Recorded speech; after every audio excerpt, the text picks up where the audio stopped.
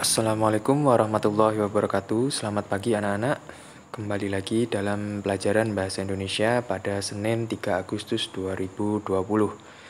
Materi kita kali ini masih tentang teks deskripsi. Submaterinya adalah tentang menelaah struktur dan bahasa teks deskripsi.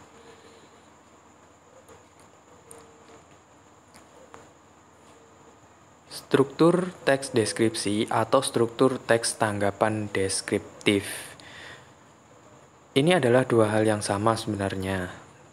Yang dimaksud tanggapan deskriptif adalah teks deskripsi itu sendiri, karena teks deskripsi itu merupakan pendapat si penulis secara subjektif.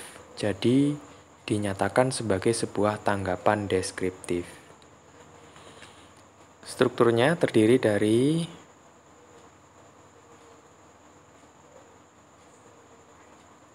yang pertama adalah identifikasi. Yang kedua adalah deskripsi bagian. Dan yang ketiga, simpulan atau kesan.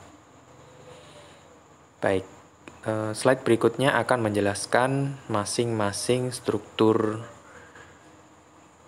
teks tanggapan deskriptif.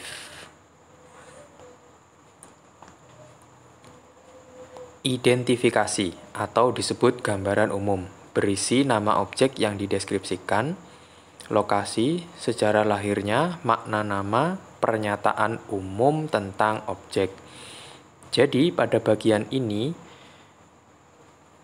adalah bagian awal sebuah teks deskripsi atau sebuah teks utuh deskripsi ya. Jadi bagian yang pertama adalah identifikasi atau gambaran umum. Tentu pada bagian awal ini atau sebut saja bagian pembuka akan berisi nama objeknya, dideskripsikan, lokasinya di mana, sejarah lahirnya atau sejarah berdirinya sebuah objek atau sejarah awal sebuah peristiwa. Nah, seperti itu. Kemudian makna nama, kenapa diberi nama tempat tersebut diberi nama, kalian pasti tahu kan, sebuah tempat wisata pasti ada nama tersendiri, apa sejarahnya. Nah, di situ kenapa ada makna nama. Kemudian pernyataan umum tentang objek. Nah, contoh kemarin ya, kalian membaca teks tentang pesona Pantai Senggigi ya. Di situ juga dijelaskan, dipaparkan lokasinya di mana, letaknya di mana, seperti itu. Atau yang paling mudah saja, kalian sebut Taman Nasional Alas Purwo gitu ya. Kita misalnya mendeskripsikan Taman Nasional Alas Purwo. Lokasinya di mana? Ya, letaknya di mana? Nah, kenapa diberi nama Alas Purwo? Nah, itu jadi menjadi makna nama. Ya. Tuh, kalian pasti sudah tahu semua. Oke, kita lanjut pada deskripsi bagian. Ya, tadi yang kedua, struktur yang kedua adalah deskripsi bagian. Ini bisa dibilang sebagai bagian inti dari teks deskripsi. Berisi perincian bagian objek, tetapi diperinci berdasarkan tanggapan subjektif penulis. Nah, makanya tadi disebut sebagai tanggapan deskriptif karena bersifat subjektif dari si penulis tersebut atau orang yang mendeskripsikan. Perincian yang pertama, dapat berisi apa yang dilihat. Nah, bagian-bagiannya, komposisi warna, seperti apa objek yang dilihat menurut kesan penulis. Kemudian perincian juga dapat berisi perincian yang didengar. Mendengar suara apa saja, seperti apa suara-suara itu, atau penulis membandingkan dengan apa. Selanjutnya, perincian dapat berisi yang dirasakan penulis dengan mengamati objek.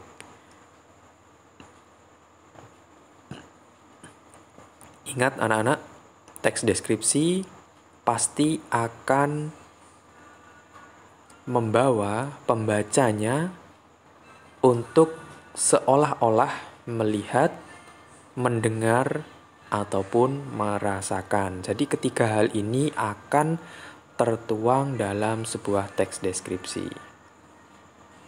Selanjutnya, simpulan atau kesan. Pendapat singkat penulis tentang peristiwa yang terjadi. Jadi bisa dibilang ini penutup ya, penutup sebuah teks deskripsi. Oke, kita lanjut.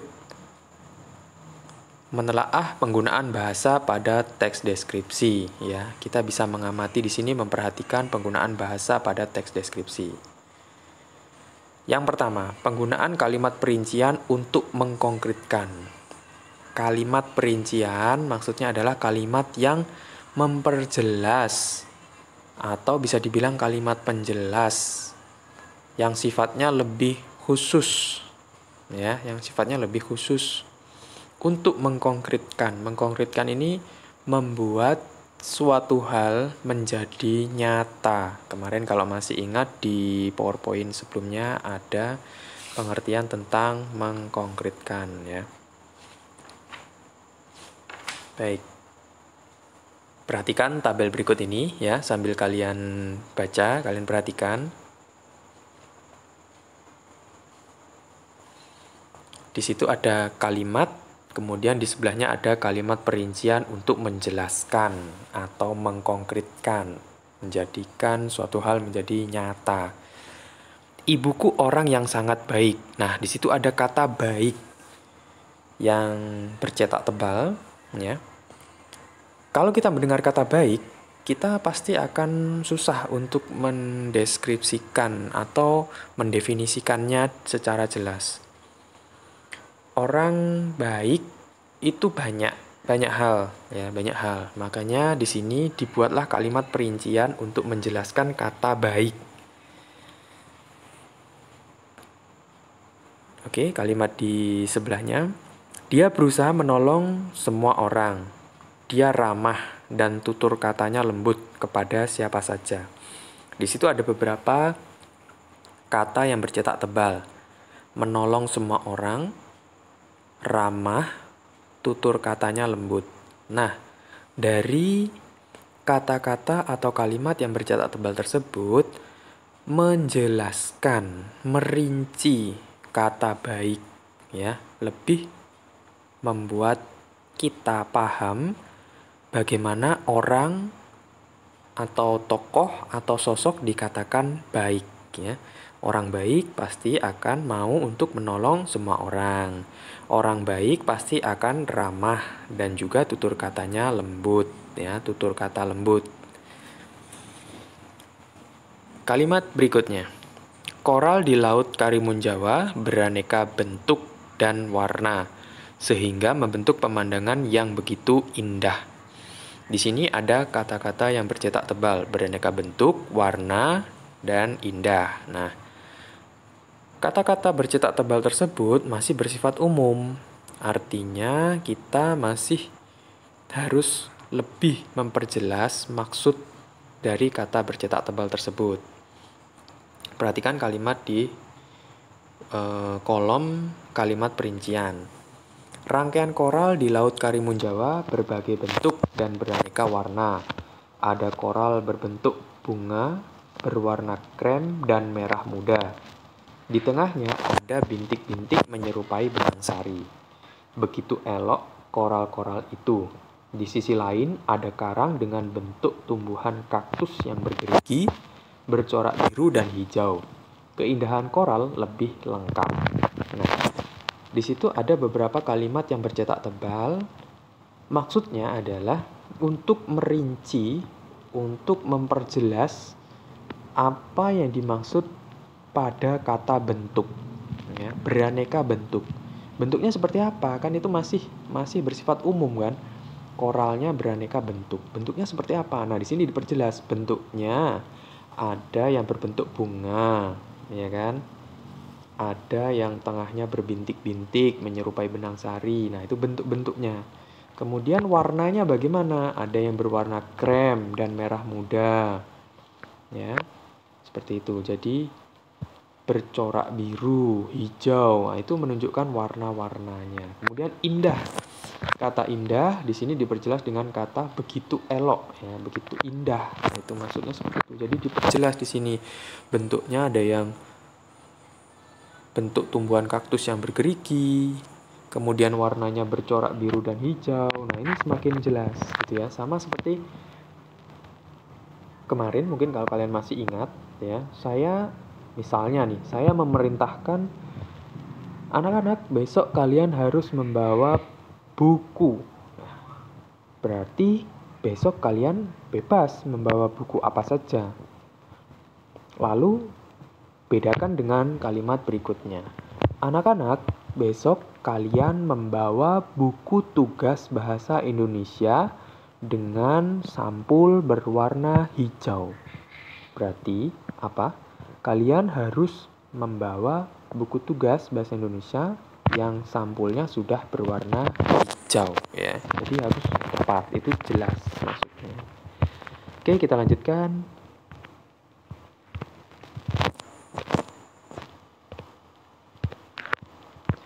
Penggunaan kalimat yang menggunakan serapan panca indera.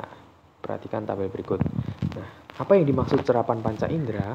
Maksudnya, ketika kita mendengar kalimat-kalimat ini ataupun membaca kalimat-kalimat ini, panca indera kita akan terbawa, akan tertarik, dan juga akan terpancing. Yang pertama, panca indera kita seolah-olah kita melihat. Kalimatnya, pantai panjang dengan pasir putih. Ya, kita seolah-olah melihat pantai yang begitu panjang dengan pasirnya yang putih dan bersih. Nah, seakan-akan seperti itu. Kemudian panca indera kita seolah-olah mendengar. Kalimatnya, debur ombak pantai terdengar berirama. Nah, kita seakan-akan membaca kalimat tersebut mendengar deburan ombak pantai, ya. Kemudian panca indera kita seolah-olah merasakan. Kalimatnya, udara sangat terasa segar, ya. Walaupun kita hanya membaca kalimat tersebut, kita seakan-akan merasakan udara yang segar di sekitar kita. Jadi selalu diingat, teks deskripsi akan membuat pembacanya, akan membuat pendengarnya seolah-olah melihat, mendengar, ataupun merasakan. Selanjutnya, penggunaan kata dengan kata dasar KPTS. Maksudnya di sini adalah kata dasar yang awalnya huruf K, P, T, dan S.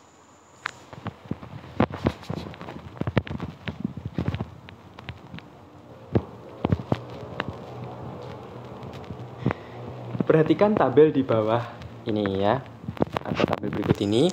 Di situ ada kalimat, kemudian di kolom sebelah kanan ada telaah penulisan kata. Kalimatnya, Ugi Agustono memprakarsai cinta Indonesia dengan cara menuliskan keindahannya. Yang perlu kalian pahami adalah kata memprakarsai. Di situ ada awalan me ditambah dengan kata prakarsai. Oh ya anak-anak, kalian membacanya adalah awalan me, bukan awalan men, ya. Kenapa ditulis men? Nah, di situ ada me dengan huruf N besar. Nantinya awalan me ini ketika bertemu dengan kata yang huruf depannya atau fonemnya itu KPTS, nanti akan bisa berubah-ubah ataupun tetap. Makanya di situ dituliskan men. N-nya itu sebagai bentuk perubahan ketika awalan me bertemu dengan kata-kata tersebut. Baik, kita perhatikan kata memprakarsai. Fonem P. Fonem itu adalah pengertian lain dari huruf, ya. Kalian mungkin baru mendengar sekarang atau mungkin pernah mendengar sebelumnya. Huruf P atau fonem P tidak luluh. Tidak luluh di sini maksudnya tidak hilang, tidak lenyap ketika dituliskan ataupun ketika dibaca. Fonem P tidak luluh karena setelah awalan me diikuti oleh kata dasar yang diawali dengan PR yang merupakan klaster. Apa itu klaster? Nanti akan ada pengertian di akhir ya, akan ada pengertian di akhir. Jadi, ketika kalian bertemu dengan kata seperti ini, kemudian kalian memadukan dengan awalan me, maka huruf P-nya itu tidak akan hilang. Jadi, akan terbentuk kata memprakarsai, bukan memrakarsai. Berbeda dengan kalimat di bawahnya ya. Kita perhatikan di sini, Pantai Karimun Jawa sungguh memesona. Loh, Pak, itu salah, Pak. Harusnya kan mempesona. Baik, saya perjelas di sini bahwa awalan me bertemu dengan kata pesona, huruf P-nya menjadi luluh menjadi M, karena setelah awalan me diikuti oleh kata dasar yang diawali dengan huruf P. Baik, bisa kalian pahami di sini anak-anak. Di sini aturannya ketika kata dasar berawalan huruf P bertemu dengan awalan me, itu P-nya itu hilang, luluh, lenyap, baik secara tulisan ataupun secara bacaan. Ya, ini aturannya sudah seperti itu. Jadi, ketika kalian memberikan awalan me dengan kata pesona, jadinya akan menjadi kata memesona, bukan mempesona. Jadi, kalau kalian mungkin pernah menggunakan kata ini sebelumnya, atau pernah melihat, atau pernah menulis, itu diperbaiki ya mulai sekarang. Jadi, bukan mempesona, tapi memesona. Memang kesannya ketika didengar itu aneh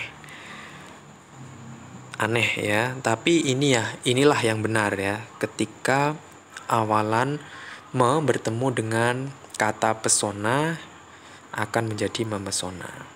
Baik, kita lanjut.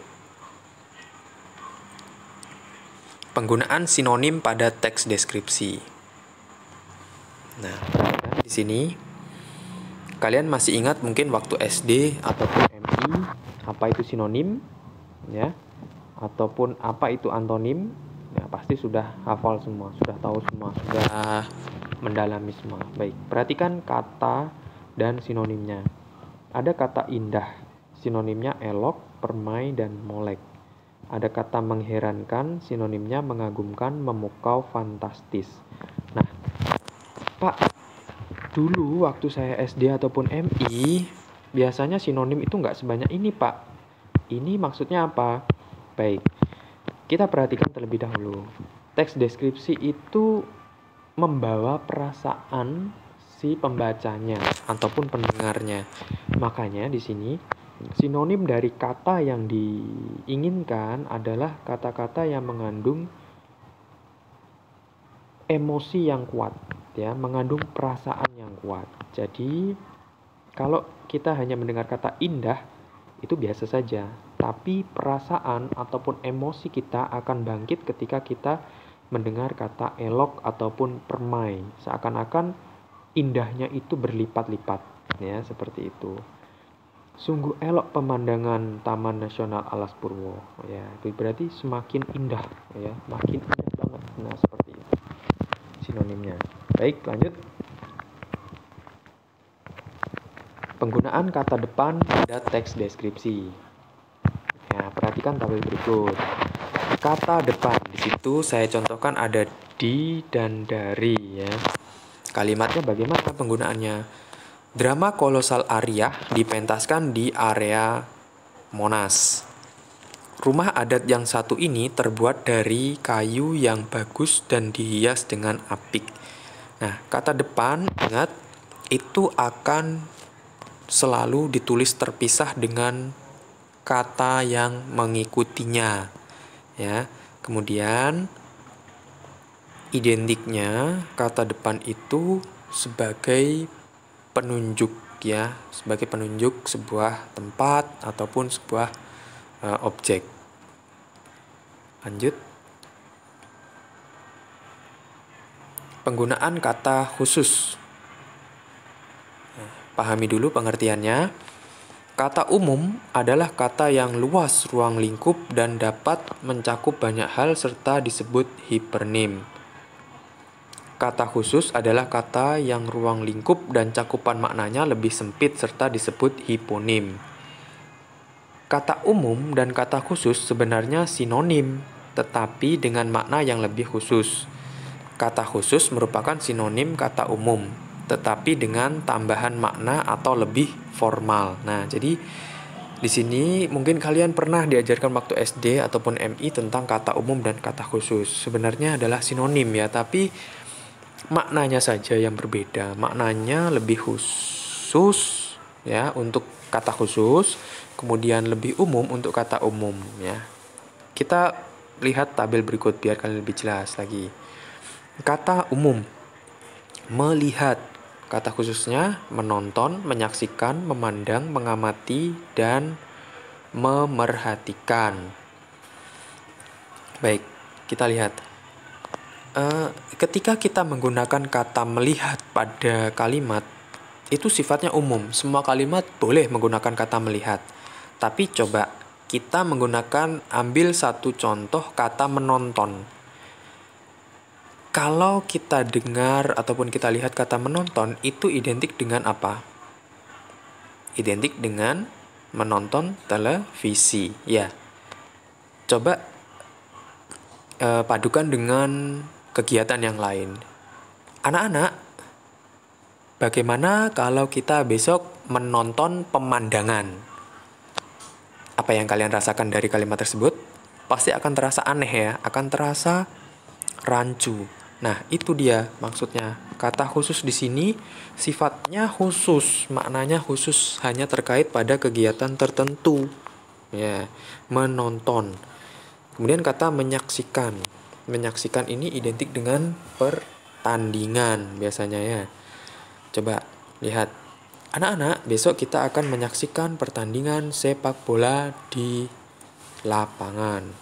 Beda ketika kita menggunakan kata yang lain. Nah, pasti akan terasa aneh dan kalimatnya juga akan menjadi lebih rancu. Baik, kata berikutnya, hewan peliharaan.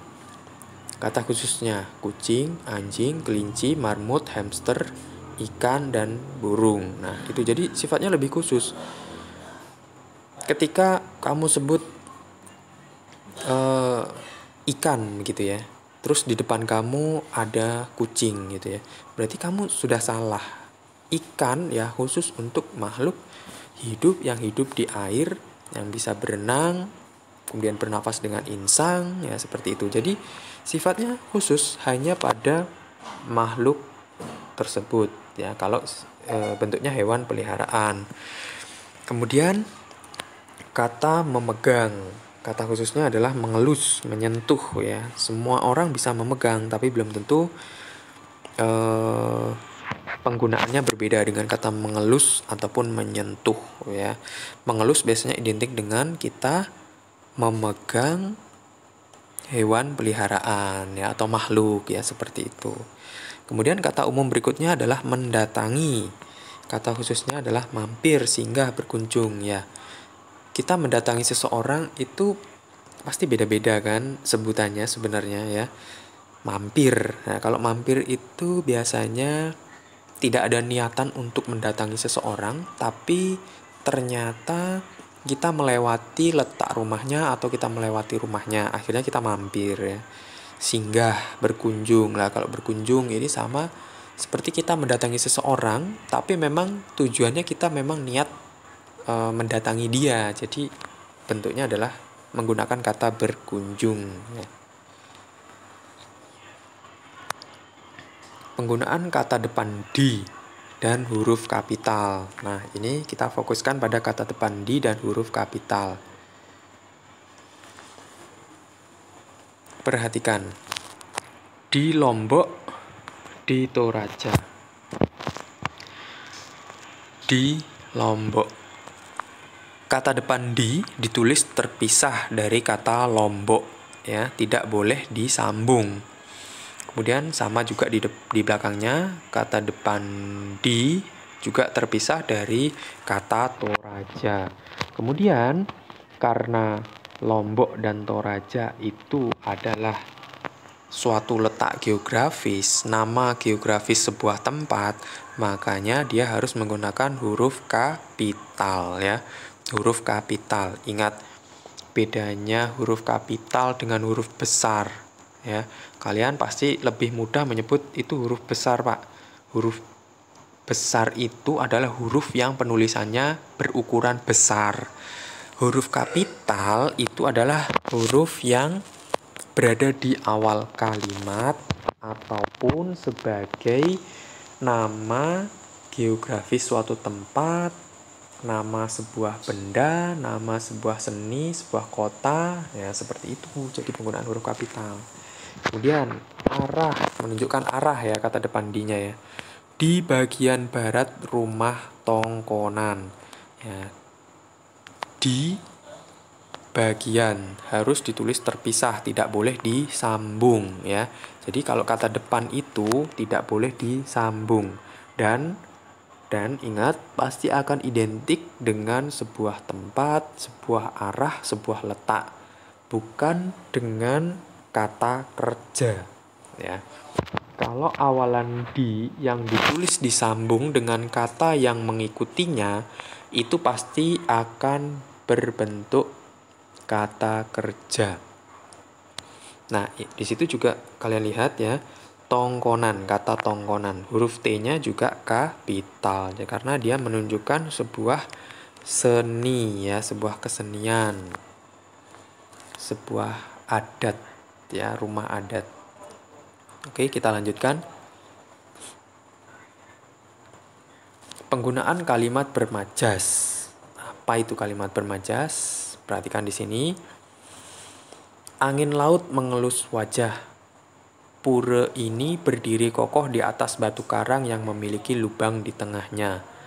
Anda langsung disambut buih-buih ombak yang tenang dan bersahabat. Saya sampaikan sekilas, nanti ada pengertiannya di belakang, di akhir.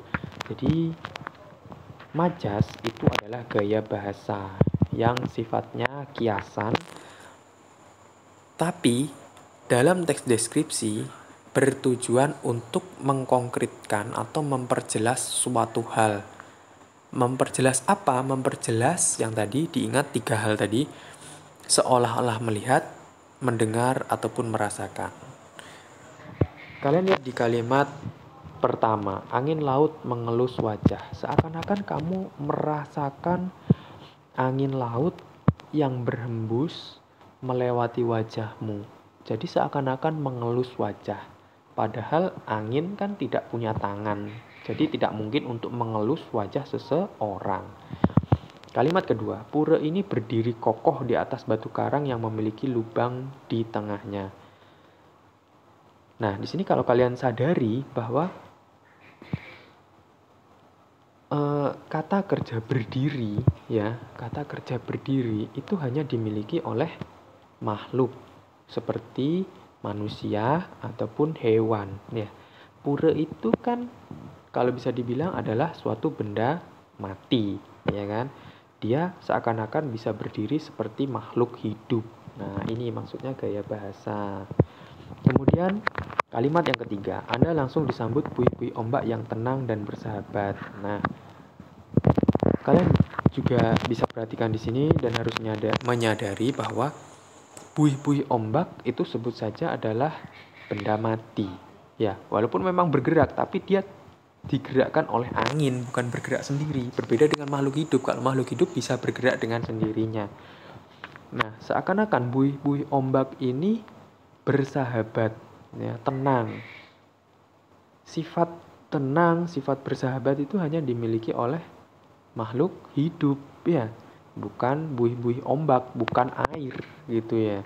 Jadi sifat-sifat itu seakan-akan dimiliki oleh benda-benda mati. Makanya disebut kalimat bermajas. Penggunaan pilihan kata yang bervariasi. Baik. Kita perhatikan di sini ya.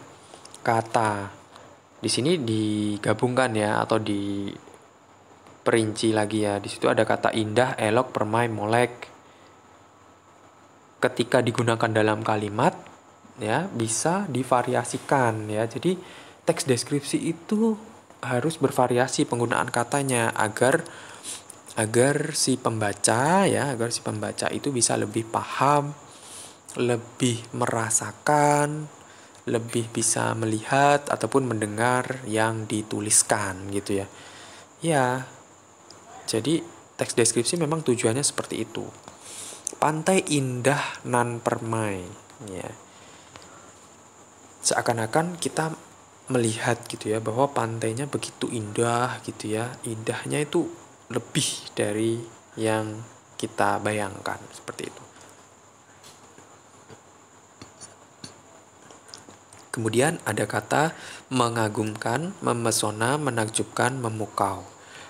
Ketika digunakan dalam kalimat, pemandangan bawah laut pantai Senggigi sungguh menakjubkan. Nah, ini penggunaan kata-katanya itu harus bervariasi. Agar apa? Agar kalimatnya juga terasa lebih indah dan si pembaca juga terbawa perasaannya untuk seolah-olah melihat ya, seolah-olah melihat pemandangan bawah laut pantai Senggigi.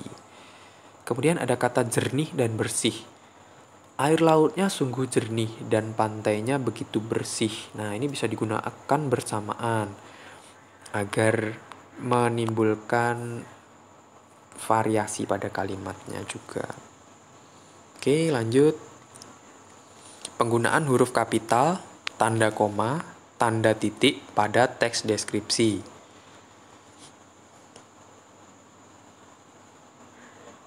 Yang pertama, huruf kapital dipakai sebagai huruf pertama nama diri atau nama diri geografi jika kata yang mendahulunya menggambarkan kekhasan budaya. Contoh, ukiran Jepang, sarung Makassar. Kita ambil yang pertama dulu, ukiran Jepang.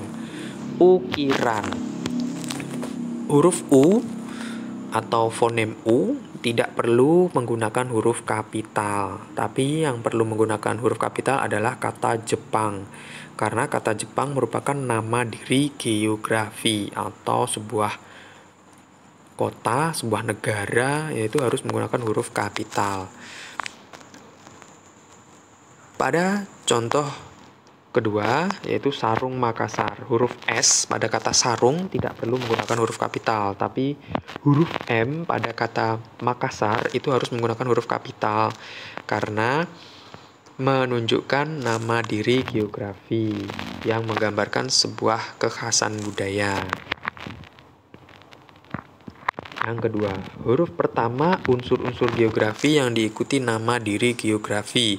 Contoh, Selat Lombok, Teluk Benggala, Jalan Gajah Mada. Nah, ini huruf S pada kata selat menggunakan huruf kapital karena sebagai unsur-unsur geografi yang diikuti nama diri geografi. Nama diri geografinya di mana? Terletak pada kata Lombok ya. Kata Lombok di sini juga menggunakan huruf kapital. L-nya menggunakan huruf kapital. Kemudian Teluk Benggala seperti itu. Teluk, huruf T pada kata teluk itu menggunakan huruf kapital karena sebagai unsur geografi yang nantinya diikuti nama diri geografinya yaitu pada kata Benggala. Huruf B-nya juga menggunakan huruf kapital. Sama seperti Jalan Gajah Mada ini ya. Jadi jalan itu huruf J-nya juga kapital karena sebagai unsur-unsur geografi yang diikuti nama diri geografi yaitu kata Gajah Mada.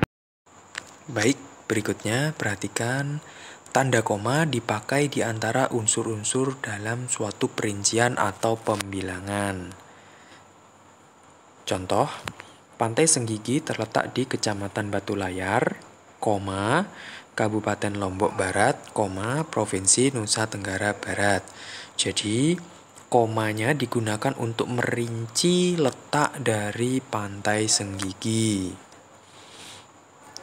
Lanjut, tanda koma dipakai di belakang kata penghubung antar kalimat yang terdapat pada awal kalimat. Contoh, titik-titik ke dalam laut. Nah, maksudnya di sini ada kalimat sebelumnya, tapi saya penggal, saya potong. Kemudian, selain itu, koma melewati senja sambil memandang matahari terbenam. Nah, di sini pada kata selain itu diberikan koma.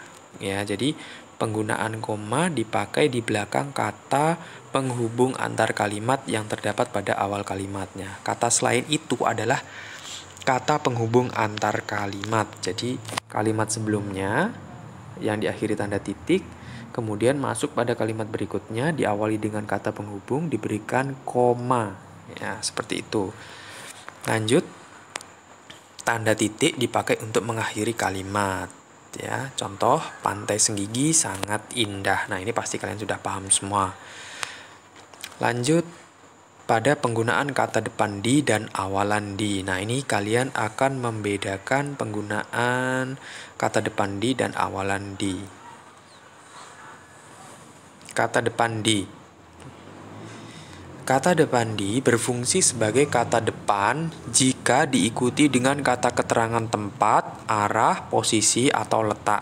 Sebagai kata depan di ditulis terpisah dengan kata yang mengikutinya. Nah, ini mudah ya, kalian pemahamannya mudah ya di sini. Jadi, kata depan di itu ditulis terpisah dengan kata yang mengikutinya. Kemudian berfungsi untuk kata keterangan tempat, arah, dan posisi. Contoh, di pantai, di belakang, di atas, di bagian barat, di samping, dan lain-lain. Jadi, kata di pantai, di belakang, itu kan menunjukkan keterangan tempat, menunjukkan arah, menunjukkan posisi. Kemudian penulisannya dipisah. Awalan di. Sebagai awalan, di ditulis serangkai dengan kata yang mengikutinya. Dalam hal ini, di berfungsi sebagai imbuhan pada kata kerja pasif. Nah, ingat kata kerja pasif. Kemudian penulisannya serangkai. Contoh, dilihat, dimakan, dipetik, dimangsa, dipandang, dihuni, dan lain-lain. Jadi, dilihat itu adalah kata kerja pasif. Kata kerja aktifnya apa? Melihat. Ya, kalau kalian masih ingat waktu SD ataupun MI, ada kalimat aktif, ada kalimat pasif. Nah, yang perlu diperhatikan adalah kalimat aktif dan kalimat pasif itu berkaitan dengan kata kerja yang digunakan ya, awalannya. Kalau kalimat aktif menggunakan awalan me. Kalau kalimat pasif itu awalan di pada kata kerjanya. Contoh ini dilihat, dimakan, dipetik, dimangsa, dipandang, dihuni, dan lain-lain. Penulisan kata berawalan me yang dirangkai dengan kata yang diawali dengan huruf KPTS atau fonem KPTS. Nah, ini penjelasan dari tabel yang di awal tadi yang berkaitan dengan kata berawalan me. Fonem KPTS luluh atau huruf KPTS luluh. Maksudnya, fonem KPTS luluh jika setelah awalan me diikuti oleh kata dasar yang berawal dengan huruf KPTS. Jadi kata dasarnya itu huruf depannya, huruf awalnya itu KPTS. Jadi ini hanya seputar kata-kata yang huruf depannya K, P, T, dan S. Misal, memesona. Kalian sudah bertemu dengan kata ini tadi. Awalan me ditambah kata pesona menjadi kata memesona. Jadi P-nya, P pada kata pesona itu luluh, hilang, lenyap, berubah menjadi huruf M. Ya, ini aturannya memang. Kemudian mengarantina. Awalan me ditambahkan dengan kata karantina. Jadi bukan mengkarantina, bukan. Itu salah. Jadi yang benar adalah mengarantina. Huruf K pada kata karantina itu luluh, lenyap, hilang ya ketika bertemu dengan awalan me. Kemudian menyapu, bukan mensapu, tapi menyapu ya. Huruf S pada kata sapu itu luluh, lenyap, dan hilang ketika bertemu dengan awalan me. Menulis ya, yang benar menulis bukan mentulis ya. Huruf T pada kata tulis itu lenyap, luluh, hilang menjadi huruf N atau menulis. Selanjutnya, fonem KPTS tidak luluh atau huruf KPTS tidak luluh, tidak hilang, tidak lenyap ketika bertemu dengan awalan me. Perhatikan pengertiannya. Fonem KPTS tidak luluh jika setelah awalan me diikuti oleh kata dasar yang diawali dengan klaster atau konsonan rangkap. Nah, ini tadi di awal sudah ada sempat muncul, yaitu klaster. Klaster itu apa? Yaitu konsonan rangkap. Misal, memprakarsai. Nah, kalian tadi bertemu dengan kata ini ya. Me ditambah kata prakarsa ditambah akhiran i. Tetap menjadi memprakarsai. P-nya tidak hilang, bukan memprakarsai, tapi memprakarsai. P-nya tetap, jadi tidak luluh, tidak lenyap. Mentransfer, ya. Karena ada konsonan rangkap di sini. Ingat, kalian masih ingat waktu SD atau MI, ada huruf vokal, ada huruf konsonan. Huruf vokal itu terdiri dari A, I, U, E, O. Kemudian huruf konsonan tentunya selain huruf A, I, U, E, O ya. Jadi contoh kata transfer. Ada huruf T, kemudian diikuti huruf R. Dua-duanya adalah huruf konsonan yang rangkap. Jadi ketika bertemu dengan awalan me, tetap ada atau tidak luluh huruf T-nya. Jadi mentransfer. Sama seperti berikutnya, mengklasifikasi ya. Huruf K dan huruf L pada kata klasifikasi dua-duanya adalah konsonan dan rangkap atau penulisannya berderet. Jadi huruf K tidak akan luluh, tidak akan lenyap ketika bertemu dengan awalan me. Jadi ditulis mengklasifikasi. Menstabilkan, ini juga sama, awalan me ditambah kata stabil ditambah akhiran kan. Yang perlu diperhatikan adalah pada kata stabil. Kata stabil, huruf S dan T itu juga konsonan, berurutan dan rangkap. Kemudian bertemu dengan awalan me, maka S-nya, huruf S-nya tidak akan lenyap. Ya, jadi ditulis menstabilkan. Lanjut, fonem KPTS tidak luluh. Nah, ini ada lagi, tetapi berbeda dengan yang sebelumnya. Fonem KPTS tidak luluh jika setelah awalan me diikuti oleh kata berimbuhan yang berawal dengan huruf KPTS. Jadi, ada kata, sudah ada awalannya, sudah ada imbuhannya, tapi bertemu lagi dengan awalan me. Perhatikan di sini rangkaiannya, mempertaruhkan. Di situ ada awalan me, ditambah dengan awalan per, ditambah dengan kata taruh, ditambah akhiran kan. Nah, jadi tidak lenyap. Huruf T pada kata taruh itu tidak lenyap, ya. Mempertaruhkan. Nah, ingat kalau ada kata yang huruf awalnya KPTS kemudian bertemu dengan awalan me tapi dia sudah memiliki awalan, contoh di sini memiliki awalan per, dia tidak akan lenyap. Contoh lagi, memperluas, awalan me, awalan per ditambah dengan kata luas. Jadi huruf P-nya tidak lenyap ya. Oke, lanjut pada pengertian majas. Ya, kalian tadi sudah mendengar sekilas tentang majas. Majas adalah gaya bahasa yang digunakan penulis untuk menyampaikan sebuah pesan secara imajinatif dan kias. Hal ini bertujuan membuat pembaca mendapat efek tertentu dari gaya bahasa tersebut yang cenderung ke arah emosional. Biasanya, majas bersifat tidak sebenarnya alias kias ataupun konotasi. Contoh majas. Saya ambil majas personifikasi.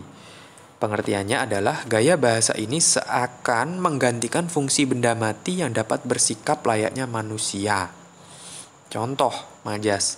Daun kelapa tersebut seakan melambai kepadaku dan mengajakku untuk segera bermain di pantai. Nah, daun kelapa itu pada dasarnya dia adalah benda mati walaupun dia makhluk ya. Dia makhluk tumbuhan tapi dia tidak bergerak dengan sendirinya. Dia seakan-akan melambai seperti manusia, seakan-akan mengajak juga seperti manusia untuk bermain di pantai. Jadi sifat benda mati yang bersikap layaknya manusia. Contoh majas berikutnya yaitu majas asosiasi, yaitu membandingkan dua objek yang berbeda namun dianggap sama dengan pemberian kata sambung bagaikan, bak, ataupun seperti. Contoh, kakak beradik itu bagaikan pinang dibelah dua. Artinya keduanya memiliki wajah yang sangat mirip. Nah, di sini berbeda dengan kata kembar ya. Jadi kakak beradik tentunya ada perbedaan waktu kelahiran. Jadi kakak beradik, ada kakaknya, ada adiknya, tapi wajahnya itu sangat-sangat mirip gitu ya. Makanya disebut pinang dibelah dua ya. Jadi menggunakan kata bagaikan. Jadi dua hal yang berbeda sebenarnya tapi dianggap sama ya, dianggap sama. Terima kasih sudah mengikuti pelajaran Bahasa Indonesia hari ini. Semoga materinya bermanfaat untuk kalian semua. Tetap semangat belajar di rumah, tetap bersabar. Suatu saat kita semua akan bertemu, kita semua akan bertatap muka di kelas yang kalian tunggu-tunggu. Jadi tetap sabar dan terus berdoa, semoga semua ini bisa berlalu dan semuanya kembali normal. Baik, saya rasa cukup. Wassalamualaikum warahmatullahi wabarakatuh. Selamat pagi anak-anak.